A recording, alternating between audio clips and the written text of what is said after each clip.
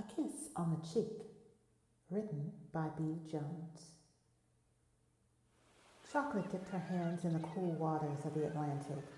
Here on this part of the island, she found peace from the toil and tears of the rice paddies. Chocolate belonged to a group of people who belonged to Mr. Reese.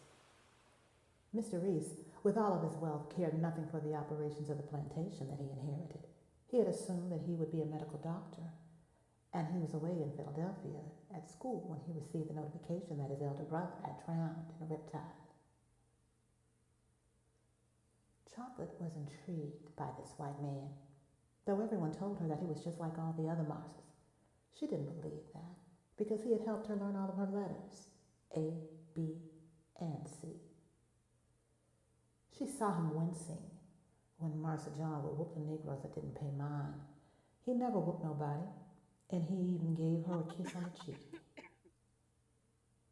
Marse John had gotten himself drowned by running after Fed, a fieldman. Fed had a mind one day to leave and make his own way. He'd do it by going round about the water. He almost got away, but Marse John and his boys got a hold of him.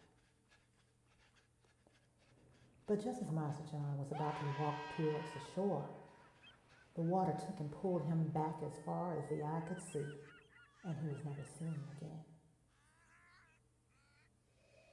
Fed got to see New Land in another world. They strung him up on one of the old oaks by the main road.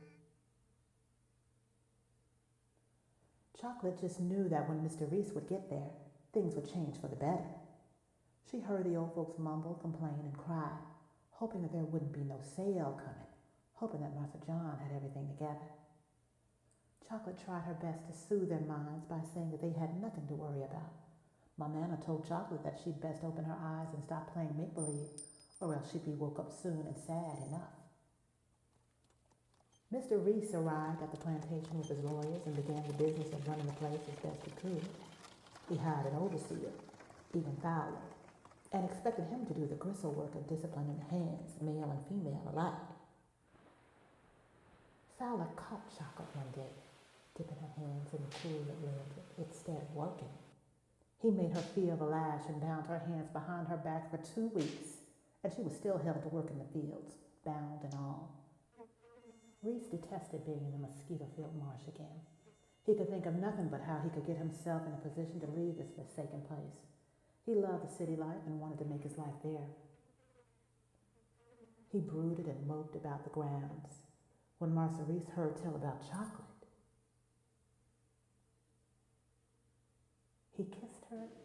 He kissed her cheek with hot iron and spelled her name on her back with the lash. Chocolate finally realized that there was more to the lessons than just A, B, and C. The end.